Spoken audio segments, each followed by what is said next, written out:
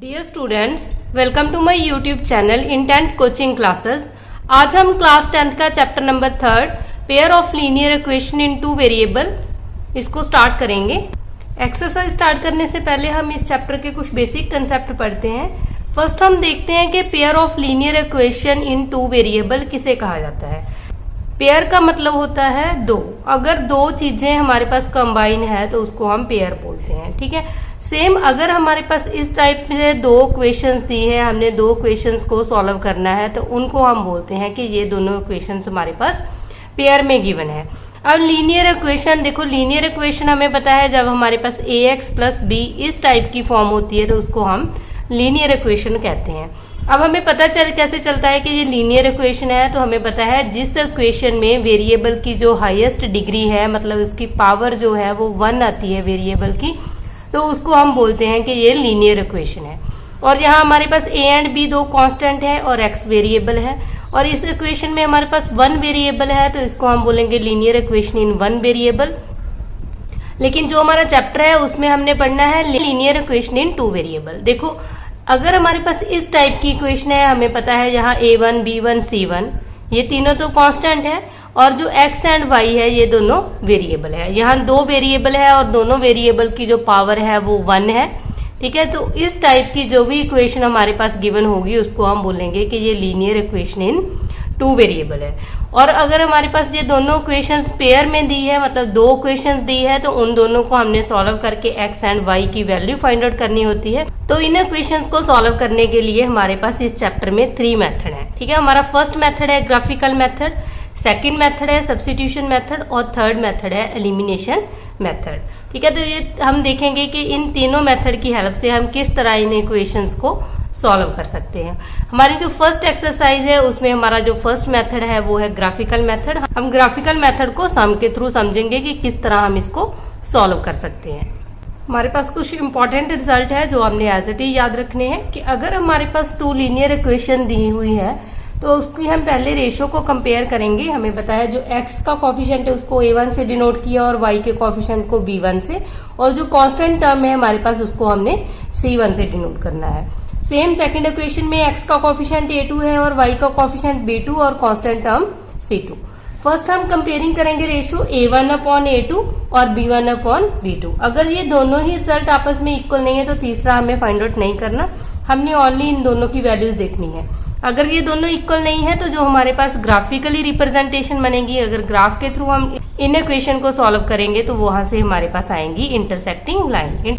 देखो, intersecting line उन्हें कहा जाता है जो 1 पॉइंट पे कट करती है, और ऐसी इक्वेशंस में हमारे पास इसकी जो अलजेब्रिक इंटरप्रिटेशन होगी तो इसको हम बोलेंगे कि यह हमारे पास यूनिक सोल्यूशन है, मतलब एग्जैक्टली 1 सोल्यूशन है। ठीक है, और अगर a1 upon a2 equal to b1 upon b2 equal to c1 upon c2, अगर ये तीनों रेशियोज इक्वल है तो इसका मतलब हमारी जो लाइंस है वो कोइंसिडेंट होगी।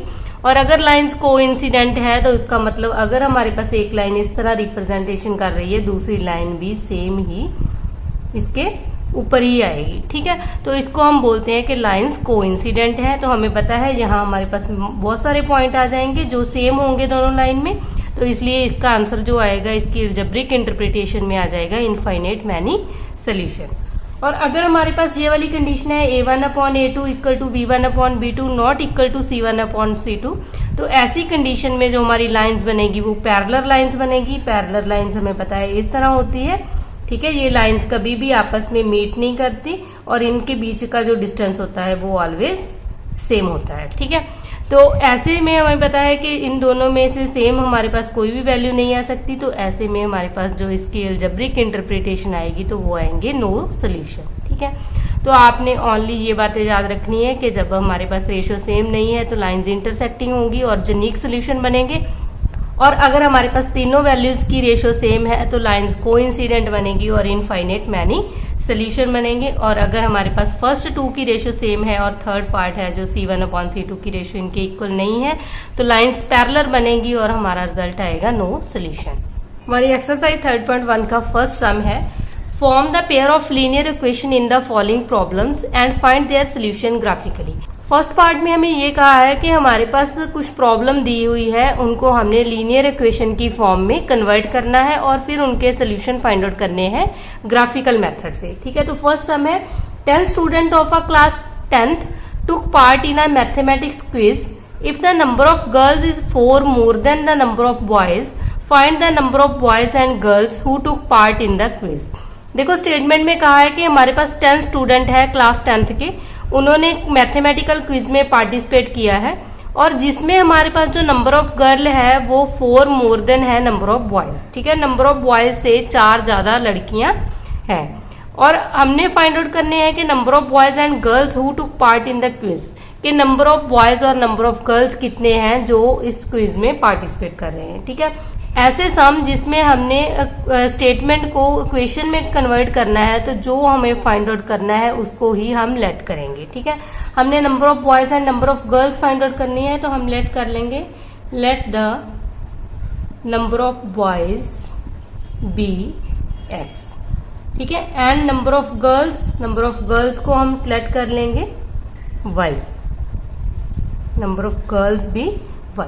अब देखो एक तो हमारे पास दिया है कि गर्ल्स और बॉयज दोनों स्टूडेंट जो है वो हमारे पास 10 स्टूडेंट है, तो फर्स्ट इक्वेशन बन जाएगी x plus Y is equal to 10। ठीक है, और उसके बाद कहा है कि जो नंबर ऑफ गर्ल्स है वो is 4 more than the number of boys, तो नंबर ऑफ गर्ल्स की वैल्यू हमारे पास y है, तो बॉयज है x, गर्ल्स जो है वो बॉयज से 4 ज्यादा है, इसका मतलब y इज इक्वल टू आ जाएगा x प्लस 4, जे हमारी बन गई इक्वेशन नंबर सेकेंड। ठीक है, तो पहले तो हमने क्या करना है, जो स्टेटमेंट दी है उसको हमने लीनियर इक्वेशन की फॉर्म में कन्वर्ट कर लिया। ठीक है, अब हम देखते हैं कि इसको हमने ग्राफिकली किस तरह सॉल्व करना है। देखो अब हमारे पास 2 लीनियर इक्वेशन है, अब हमने इनको ग्राफिकली सॉल्व करना है। तो ग्राफिकली सॉल्व करने का मेथड है कि अगर हमारे पास कोई भी इक्वेशन है उसमें हम x एंड y, ठीक है, इन दोनों में से किसी एक की, चाहे हम x की वैल्यू फिल कर लें चाहे y की वैल्यू फिल कर लें, एक की वैल्यू फिल करनी है और दूसरे की वैल्यू फाइंड आउट हो जाएगी। आप कोई भी नंबर इस इक्वेशन में चूज कर सकते हो, आप नेगेटिव टर्म भी चूज कर सकते हो और पॉजिटिव भी। ठीक है, जैसे हमारे पास फर्स्ट इक्वेशन है तो मैक्सिमम हम क्या करा करेंगे कि हम 0 0 वैल्यू सपोज कर लिया करेंगे, तो उससे हमारा सम और भी इजी हो जाता है। जैसे हमने x को 0 फिल कर लिया, जहां हम x को 0 फिल करेंगे तो y की वैल्यू हमारे पास आ गई 10। अब हम y को 0 ले लें, अगर y को 0 ले लेंगे तो यहाँ हमारे पास x की वैल्यू आ गई 10। ठीक है, तो फर्स्ट इक्वेशन हमने प्रूव कर ली। 2 सोल्यूशन बहुत होते हैं, ठीक है, आप इससे ज्यादा भी कर सकते हो लेकिन कम से कम 2 सोल्यूशन तो एक इक्वेशन के फाइंड आउट करने ही हैं। ठीक है, अब सेकंड इक्वेशन है y is equal to X plus 4 और यहाँ अगर हम x को 0 फिल कर लें तो y इज इक्वल टू आ जाएगा 0 प्लस 4, तो y की वैल्यू आ जाएगी 4। ठीक है, आप यहाँ y को भी 0 ले सकते हो, अगर y को 0 लोगे तो x की वैल्यू -4 आ जाएगी। आप कोई भी वैल्यू चूज कर सकते हो। ठीक है, अगर आपने x को 1 लेना है तो यहाँ हमारे पास y आ जाएगा 1 plus 4, y is equal to 5। तो आपकी मर्जी है, आप यहाँ x या y इनमें से किसी को भी फिल कर सकते हो और कोई भी वैल्यू पुट कर सकते हो। ठीक है, तो हमारे पास वैल्यूज बन गई। जो फर्स्ट इक्वेशन है उसमें हमारे पास x 0 है और y की वैल्यू 10 है, जब y 0 है तो x की वैल्यू 10 है। और जो सेकंड इक्वेशन है उसमें से हमारे पास जब x हमने 0 फिल किया तो y 4 है, जब x की वैल्यू 1 है तो y की वैल्यू 5 है। ठीक है, तो अब हम इसको ग्राफिकली रिप्रेजेंटेशन करेंगे इस सम की। तो ये हमारे पास x है, यहाँ x नेगेटिव होता है और यहाँ हमारे पास y पॉजिटिव और यहाँ y नेगेटिव। ठीक है, 0 0 पॉइंट होता है ये रीजन, और हमें 10 तक वैल्यूज है तो 10 पार्ट कर लेंगे इसके, 1 2 3 4 5 6 7 8 9 और 10। इस साइड है -1 -2 -3 -4 -5 -6 एंड सो ऑन। ठीक है, इस साइड भी 1 2 3 4 5 6 7 8 9 10, और ये हमारे पास आ गया -1 -2 -3 -4 -5 -6 -7 -8 एंड सो ऑन। अब देखो यहाँ हमारे पास x की वैल्यू 0 है और y की वैल्यू 10 है, तो हमारे पास ये वाला पॉइंट आ गया। अब जब x की वैल्यू 10 है और y की वैल्यू 0 है तो ये वाला पॉइंट आ गया। तो हम अब क्या करेंगे, इन दोनों पॉइंट्स को आपस में मीट करा देंगे। तो ये हमारी जो लाइन ड्रा होगी ये हमारे पास बन गया x plus Y is equal to 10, इस इक्वेशन का ग्राफ। ठीक है, अब सेकंड को रिप्रेजेंट करेंगे। अगर x की वैल्यू 0 है तो y की वैल्यू 4, ये वाला पॉइंट आ गया। और अगर x की वैल्यू 1 है तो y की वैल्यू 5, तो ये वाला पॉइंट आ गया। अब इन दोनों लाइंस को आपस में मीट कराएंगे हम। ठीक है, तो ये हमारी लाइन बन गई y is equal to X plus 4। अब देखो यहाँ जो ये लाइन दोनों हमारी मीट कर रही है, अब जहां भी ग्राफ में लाइंस इंटरसेक्ट कर रही है तो वो जो पॉइंट है वो हमारी इक्वेशन का सोल्यूशन होता है। ठीक है, तो इसमें हम देखें कि ये लाइंस यहाँ x की वैल्यू 3 है और y की वैल्यू 7 है। ठीक है, 3,7 पे ये लाइंस आपस में मीट कर रही है। तो इसका मतलब x हमारे पास 3 आ गया और y हमारे पास 7 आ गया। तो x हमने माना था नंबर ऑफ बॉयज, तो नंबर ऑफ बॉयज जो हैं वो हमारे पास आ जाएंगे 3 और जो नंबर ऑफ गर्ल्स हैं वो हमारे पास आ जाएंगी 7। ठीक है, तो ग्राफ में जहां भी जाके ये दोनों लाइन आपस में कट करती है तो वही हमारी इक्वेशन का सोल्यूशन होता है। हमारे फर्स्ट सम का सेकंड पार्ट है 5 pencils and 7 pens together cost ₹50, whereas 7 pencils and 5 pen together cost ₹46. Find the cost of 1 pencil and that of the 1 pen. तो हमें ये कहा गया है कि 5 pencils and 7 pens अगर हम साथ में लेते हैं तो उन दोनों की जो कॉस्ट है वो ₹50 है, और अगर हम 7 pencils लें और 5 पेन लें तो उनकी कॉस्ट जो है वो ₹46 है। हमने फाइंड आउट करनी है 1 पेंसिल और 1 पेन की कॉस्ट। ठीक है, तो हमें पता है कि जो चीज हमने फाइंड आउट करनी है उसी को हम लेट करेंगे। तो हम लेट कर लेंगे cost of 1 pencil be X और cost of 1 pen be Y. ठीक है, तो हमने कॉस्ट फाइंड आउट करनी थी पेंसिल और पेन की, तो उसको हमने लेट कर लिया एक्स एंड वाई। अब हमें कहा है कि 5 पेंसिल्स लेनी है। हमें पता है अगर एक पेंसिल की कीमत ₹x है तो 5 पेंसिल की कीमत क्या आएगी 5 इंटू एक्स। ठीक है, क्योंकि अगर हमारे पास है कि हमारे पास एक पेंसिल की कीमत ₹2 है, तो अगर हमने उसकी 10 पेंसिल्स लेनी है तो हम 10 इंटू 2, इसका मतलब ₹20 की हमारे पास 10 पेंसिल आ जाएगी। ठीक है, तो हम इस तरह फाइंड आउट करते हैं। और यहाँ हमारे पास क्या है 5 पेंसिल्स, तो x को 5 के साथ मल्टीप्लाई करेंगे तो 5x, इसका मतलब 5 पेंसिल की कीमत आ जाएगी और प्लस 7 पेन्स है तो 7 इंटू वाई हो जाएगा। इन दोनों को मिला के इनकी जो टोटल कॉस्ट है वो ₹50 के इक्वल है। तो यहाँ से हमारे पास आ गई फर्स्ट इक्वेशन। और सेकेंड टाइम हमें दिया है अगर हम 7 पेंसिल्स लें तो 7 इंटू एक्स हो जाएगा और 5 पेन लें तो 5 इंटू वाई हो जाएगा। तो ये इज इक्वल टू आ जाता है 46। तो ये हमारे पास आ गई सेकेंड इक्वेशन। ठीक है, तो ये तो हमने बना दी पेयर ऑफ लीनियर इक्वेशन की फॉर्म में। अब हमने इन इक्वेशंस को ग्राफिकली सॉल्व करना है। तो देखो ग्राफिकली कैसे सॉल्व करते हैं। जैसे हमारे पास जो फर्स्ट इक्वेशन है हमें पता है यहाँ हम x और y इन दोनों में से किसी एक वेरिएबल की वैल्यू फिल करते जाएंगे और दूसरे वेरिएबल की वैल्यू हमारे पास फाइंड आउट हो जाएगी। तो आपकी मर्जी है, आप कोई भी वैल्यू फिल कर सकते हो। जैसे फर्स्ट इक्वेशन को सॉल्व कर रहे हैं 5x plus 7y is equal to 50। तो देखो अगर हम इस इक्वेशन में y को 0 फिल कर लें तो ये हमारे पास बन जाएगा 5x प्लस 7, y की जगह पे 0 इज इक्वल टू 50। तो ये आएगा 5x, 7 इंटू 0 मल्टीप्लाई करेंगे 7 को 0 के साथ तो 0 इज इक्वल टू 50 और हमारे पास आ गया 5x इज इक्वल टू 50। और यहाँ से हम x की वैल्यू फाइंड आउट करेंगे, x इज इक्वल टू 50 जो मल्टीप्लाई में है वो डिवाइड में आ जाएगा तो ये आ गया 10।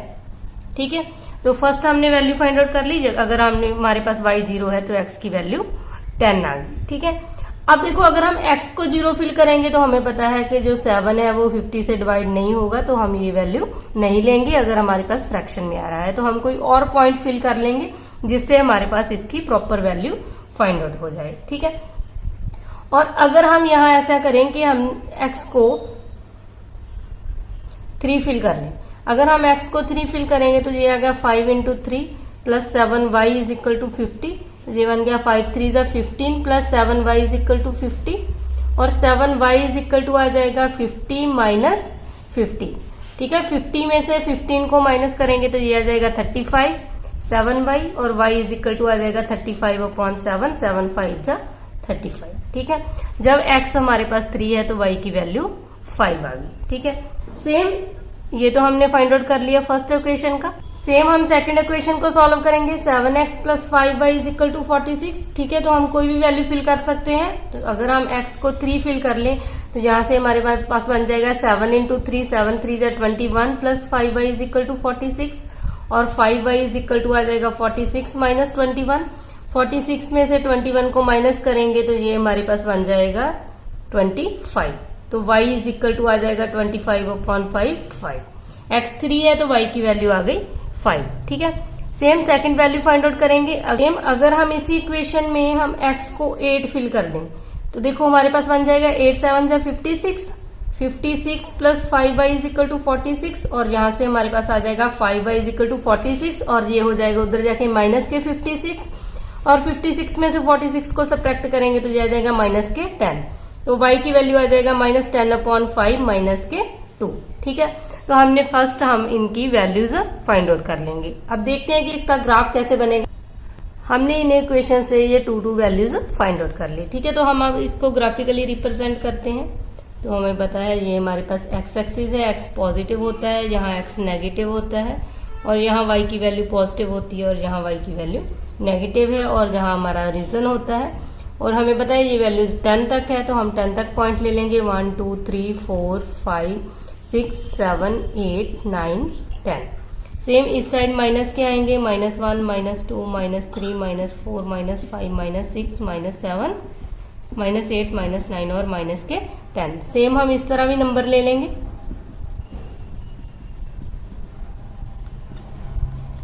ठीक है, और इस तरफ आ जाएगा नेगेटिव वैल्यूज।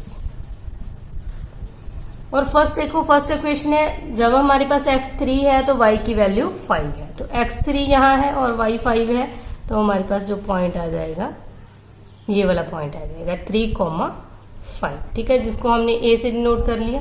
और सेकंड वैल्यू है x की वैल्यू 10 है और y की वैल्यू 0 है। तो x 10 यहाँ है और y 0 है तो ये वाला पॉइंट आ जाएगा b पॉइंट 10,0। ठीक है, जब ये हमने दोनों पॉइंट फाइंड आउट कर लिए तो अब हम इन दोनों पॉइंट को आपस में मीट करवा देंगे। तो ये हमारे पास जो फर्स्ट लाइन है उसकी इक्वेशन बन गई 5x + 7y = 50। ठीक है, सेकंड हम इसको सॉल्व करेंगे। यहाँ x की वैल्यू 3 है और y की वैल्यू 5 है। ठीक है, सेम ही पॉइंट है ये वाला a पॉइंट, इसको हमने c नाम ले लिया। अब c पॉइंट भी हमारा यही है। और अब हमारे पास x की वैल्यू 8 है और y की वैल्यू -2। x 8 यहाँ है और y की वैल्यू -2 ये वाला पॉइंट है तो ये वाला पॉइंट आ गया 8, -2। ठीक है, तो अब इन दोनों पॉइंट्स को आपस में मीट करा देंगे ऐसे। तो ये हमारी लाइन बन गई सेकंड इक्वेशन की। ठीक है, तो इस तरह आप ग्राफ से रिप्रेजेंट कर सकते हो। देखो यहाँ हमारे पास सेम पॉइंट है, मतलब यहाँ जो हमारे पास x की वैल्यू है उसको हमने कॉस्ट ऑफ पेंसिल माना था। x की वैल्यू यहाँ 3 है तो कॉस्ट ऑफ जो 1 पेंसिल है जिसको हमने x से डिनोट किया था वो = 3 आ जाएगा। और कॉस्ट ऑफ 1 पेन जब वो हमारे पास y था, जब x की वैल्यू 3 है तो यहाँ y की वैल्यू 5 है। इसका मतलब पेन की जो कॉस्ट है एक पेन की वो 5 रुपीज है। ठीक, तो हमारा जो फर्स्ट पार्ट है वो कंप्लीट हो गया है। हमारा सेकंड सम है, on comparing the ratios a1/a2 b1/b2 c1/c2 find out whether the lines represent the following pair of linear equation intersect at a point, are parallel और कोइंसिडेंट। ठीक है, तो ये रिजल्ट हमने पहले ही पढ़ा था कि हमने रेशियो को कंपेयरिंग करना है और बताना है कि कैसे लाइंस इंटरसेक्ट करती है और पैरेलल है जहाँ कोइंसिडेंट है। ठीक है, तो हमारे पास ये 2 लीनियर इक्वेशंस जो है वो गिवन है। तो हमें पता है जो x का कोफिशिएंट है उसको हमने a1 से डिनोट किया था। a1 की वैल्यू यहाँ 5 है और b1 है y का कोफिशिएंट, इसकी वैल्यू है -4 और c1 होती है हमारी constant term 8। Similar second equation से हम a2 फाइंड आउट करेंगे। a2 की वैल्यू है 7, b2 की वैल्यू यहाँ 6 है और c2 की वैल्यू है -9। ठीक है, जो साइन आगे लगा है उसको आपने एज इट इज लगा देना है। अब फर्स्ट हमने a1/a2 फाइंड आउट करना है। तो a1 की वैल्यू है 5 और a2 की वैल्यू है 7। देखो अब इन दोनों में से कुछ भी कॉमन नहीं है तो हमें पता है कि ये दोनों टर्म्स आपस में कट नहीं होंगी। अब हम फाइंड आउट करेंगे b1/b2। तो b1 की वैल्यू है -4/6। हमें पता है ये कैंसिल हो जाएगी, 2 2 जा 4 और 2 3 जा 6, तो इसकी रेशो आ जाएगी -2.3। अब ये दोनों ही आपस में इक्वल नहीं, तो हमें थर्ड को फाइंड आउट करना ही नहीं है। हमारे पास रिजल्ट बन गया A1/A2 not equal to V1/B2। तो हमने ये पढ़ा था, जब हमारे पास ये दोनों आपस में इक्वल नहीं है तो हमारी लाइंस इंटरसेक्ट करती है एट अ पॉइंट। तो इसका आंसर आ जाएगा the lines intersect at a point. ठीक है, तो और हमने ये रेशो देख के ही इन रिजल्ट को फाइंड आउट करना है। इसका सेकंड पार्ट है, इसमें वो हमारे पास है 9, B1 की वैल्यू 3 है और C1 की वैल्यू 12 है। सेम सेकंड इक्वेशन में A2 है 18, B2 की वैल्यू है 6 और C2 की वैल्यू है 24। फर्स्ट हम A1/A2 फाइंड आउट करेंगे, तो ये आ गया 9/18, तो ये कैंसिल हो जाएगा, 9 1 जा 9, 9 2 जा 18, तो रेशियो आ जाएगी 1/2। और B1/B2 फाइंड आउट करेंगे, तो ये आ गया 3/6, 3 1 जा 3, 3 2 जा 6, तो ये भी आ गया 1/2। अब C1/C2 फाइंड आउट करेंगे, तो हमारे पास आ जाएगा 12/24, तो 12 1 जा 12, 12 2 जा 24, तो रेशियो आ गई 1/2। इसका मतलब इस इक्वेशन में A1/A2 is equal to V1/B2 is equal to C1/C2। ठीक है, सभी की रेशियो सेम है, तो हमने ये पढ़ा था जब सभी की रेशियो सेम है तो हमारी लाइंस कोइंसिडेंट होती है। तो इसका आंसर आ जाएगा the lines are coincident. Third part है 6x minus 3y plus 10 is equal to 0, 2x minus y plus 9 is equal to 0। ठीक है, सेम हमने ऐसे ही कंपेयरिंग करना है। यहाँ A1 की वैल्यू 6 है और हमारे पास B1 की वैल्यू -3 है और C1 की वैल्यू 10 है। सेम सेकंड इक्वेशन में A2 2 है, B2 की वैल्यू -1 है। ठीक है, यहाँ नहीं कोई कॉफिशिएंट, इसका मतलब 1 होता है, तो इसकी वैल्यू -1 है। और जो C2 है उसकी वैल्यू है 9। अब हम A1/A2 फाइंड आउट करेंगे, 6/2, ये कैंसिल हो जाएगा, 2 3 जा 6, 2 1 जा 2, मतलब 3/1। अब B1/B2 फाइंड आउट करेंगे, तो B1 की वैल्यू -3 है और B2 की वैल्यू -1, माइनस और माइनस कैंसिल होगी, ये हमारे पास आ गया 3/1। अब हम फाइंड आउट करेंगे C1/C2, ये आ गया 10/9, तो ये दोनों सेम टेबल पे कट नहीं होते, तो ये रेशो एज इट इज आ जाएगी। अब हमारे पास जो रिजल्ट बना वो इस तरह बना कि A1/A2 और B1/B2 इन दोनों की रेशो तो सेम है, और जो C1/C2 है इसकी रेशो इसके इक्वल नहीं है। तो जब हमारे पास ये वाली कंडीशन होती है तो हमारी लाइंस पैरेलल होती है, तो इसका आंसर आ जाएगा द लाइंस आर पैरेलल। ठीक है, तो हमने सेकंड पार्ट कंप्लीट कर लिया है। हमारा थर्ड सम है, on comparing the ratio A1/A2, B1/B2 and C1/C2 find out whether the following pair of linear equations are consistent और इनकंसिस्टेंट। देखो, पहले तो हम ये मीनिंग देखते हैं कि कंसिस्टेंट और इनकंसिस्टेंट का क्या मतलब है।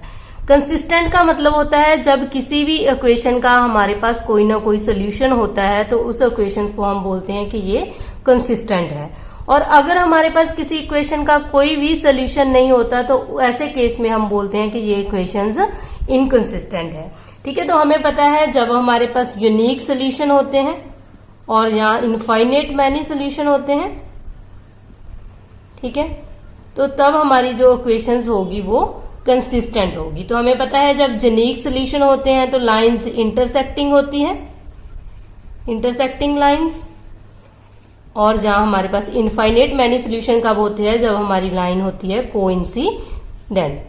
ठीक है, जब हमारी लाइंस कोइंसिडेंट होती है तो हमारे पास इनफाइनेट मैनी सोल्यूशन होते हैं, जब इंटरसेक्टिंग लाइन होती है तो यूनिक सोल्यूशन होते हैं। जब भी इस टाइप की इक्वेशन आएगी तो उसको हम बोलेंगे कि तब हमारी इक्वेशन जो है वो कंसिस्टेंट है। और इनकंसिस्टेंट ओनली नो सोल्यूशन के केस में आएगा, जब हमारे पास नो सोल्यूशन है। नो सोल्यूशन तब होता है जब लाइंस पैरेलल होती है। ठीक है, तो आपने ये बात याद रखनी है, जब हमारे पास पैरेलल लाइन की कंडीशन बनेगी तब हमारे पास जो इक्वेशंस होंगी वो इनकंसिस्टेंट होंगी, अदरवाइज कंसिस्टेंट। ठीक है, हमें पता है हमारे पास जो इक्वेशन होती है वो इस टाइप में होती है, 3x + 2y, और 5 को इस साइड ले जाएंगे तो ये इस टाइप की इक्वेशन बन जाएगी। ठीक है, तो आप ऐसे भी इसको कंपेयरिंग कर सकते हो, अदरवाइज आपको एज इट इज भी कर लेना है, क्योंकि इधर c की वैल्यू हमें पता है अगर इक्वल टू से इस साइड आएगी तो इन दोनों के साइन ही चेंज होंगे। ठीक है, तो आप एज इट इज इस तरह लिख के भी कंपेयरिंग कर सकते हो और ऐसे भी कंपेयरिंग कर सकते हो। ठीक है, तो हम ऐसे ही कंपेयरिंग कर लेंगे। यहाँ A1 की वैल्यू 3 है और B1 की वैल्यू 2 है और C1 की वैल्यू 5 है। ठीक है, और A2 की वैल्यू 2 है, B2 की वैल्यू -3 है और C2 की वैल्यू 7 है। अब हम A1 upon A2 find out करेंगे तो ये हमारे पास बन गया 3/2। ठीक है, अब ये कैंसिल नहीं हो रहा है तो यही हमारी रेशियो आ गई। अब B1 upon B2 find out करेंगे तो वो आ गया 2/-3। अब हम देखें कि ये दोनों वैल्यूज ही आपस में इक्वल नहीं तो थर्ड वैल्यू फाइंड आउट करने की जरूरत नहीं। तो हमारे पास कंडीशन बन गई A1 upon A2 not equal to B1 upon B2। तो हमने पढ़ा है जब हमारे पास ये नॉट इक्वल टू है तो यूनिक सोल्यूशन होते हैं, मतलब जो लाइंस हमारी है वो इंटरसेक्टिंग होगी, लाइंस आर इंटरसेक्टिंग। अगर इंटरसेक्टिंग लाइन है तो हमें पता है जो हमारी इक्वेशंस है वो कंसिस्टेंट आ जाएगी। तो इसका आंसर आ जाएगा इक्वेशंस आर कंसिस्टेंट। थर्ड का सेकंड पार्ट है हमारे पास, जहां A1 की वैल्यू है 2, B1 की वैल्यू है -3 और C1 की वैल्यू है 8। Same A2 is equal to 4 है, B2 की वैल्यू -6 है और C2 की वैल्यू है 9। फर्स्ट हम फाइंड आउट करेंगे A1 अपॉन A2 2/4। अब ये दोनों कैंसिल हो जाएंगे, 2 1 जा 2, 2 2 जा 4, मतलब 1/2।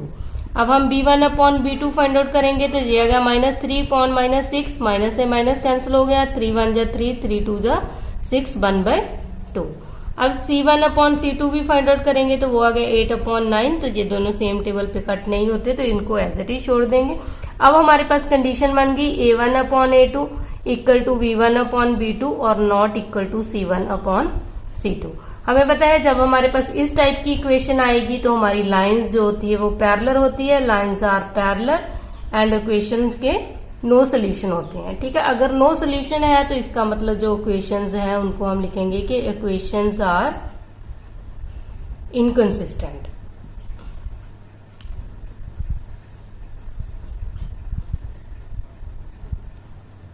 थर्ड पार्ट है, देखो इसमें जो A1 की वैल्यू है वो है 3/2, B1 है हमारे पास 5/3 और C1 की वैल्यू है 7।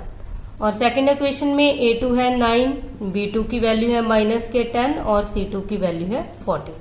ठीक है, फर्स्ट हम फाइंड आउट करेंगे A1 अपॉन A2।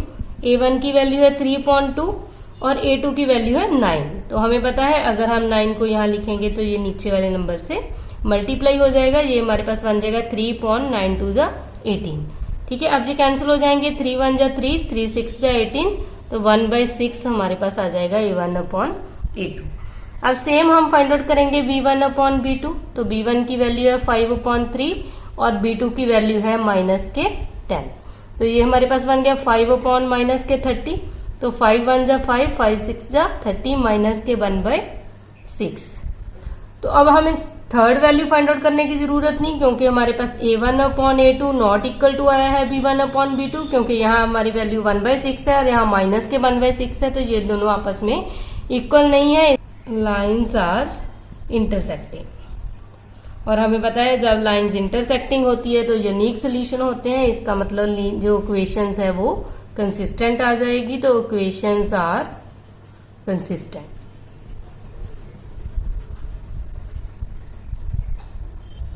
हमारा फोर्थ सम है, देखो अब हमें पता चल गया कि A1 हमारे पास ये है, B1 ये है, C1 ये वाली वैल्यू है। ठीक है, तो हम एज इट इज ही करेंगे, A1 upon A2 find out करेंगे।